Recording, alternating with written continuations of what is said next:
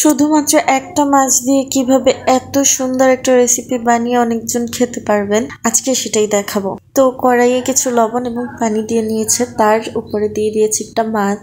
এবার মাছটার উপরে দিয়ে নিয়েছি কিছুটা হলুদ দিয়ে, এবার ঢাকনা দিয়ে ঢেকে দিয়েছি। এবার আমরা মাছটাকে সিদ্ধ করে নেব।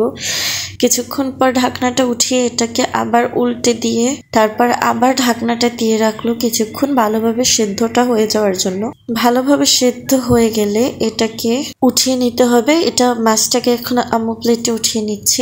এবার কড়াইয়ে তেল দিয়ে নিতে হবে। তেল দিয়ে ভালোভাবে একটু তেলটা গরম হওয়ার পর দিয়ে নিয়েছে পেঁয়াজ। পেঁয়াজটাকে ভালোভাবে নেড়ে চেড়ে একটু ব্রাউনিশ কালার যখন চলে আসবে দিয়ে দিল কিছুটা পানি দিয়ে দেওয়ার পরে নুন, হলুদ এবং মরিচ এবং কিছুটা কাঁচামরিচও দিয়ে নিয়েছে সাথে। পরে এটাকে মিক্স করে কষিয়ে ভালোভাবে তারপর দিয়ে নিতে হবে একটু ঝোল দিয়ে নিয়ে এটা আরেকটু কষিয়ে কিছুক্ষণ পানির মধ্যে রেখে কষিয়ে নিতে হবে। তারপর আমরা দিয়ে দিলাম মাছটাকে আমরা কাটা ছাড়িয়ে আলাদা করে রেখেছিলাম। এবার ওই মাছটা আমরা কষানো ঝোলটার মধ্যে দিয়ে দিয়েছি। এবার এগুলো একসাথে মিক্স করে ভালোভাবে আরেকটু কষিয়ে নিতে হবে। এবার ভালো করে নেড়ে চেড়ে এটাকে মিক্স করে এটা আরেকটু পানি দিয়ে দিতে হবে যেন মশলাটার সাথে মাছটা ভালোভাবে মিক্স হয়ে যে টেস্টটা আমরা চাচ্ছি সেটা আসে।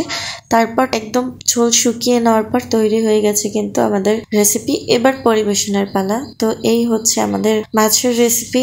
আপনারাও বাড়িতে অবশ্যই ট্রাই করবেন, অবশ্যই আপনাদের কাছে অনেক ভালো লাগবে। ঘরে খাবার খান আর সুস্থ থাকুন। আল্লাহ হাফেজ।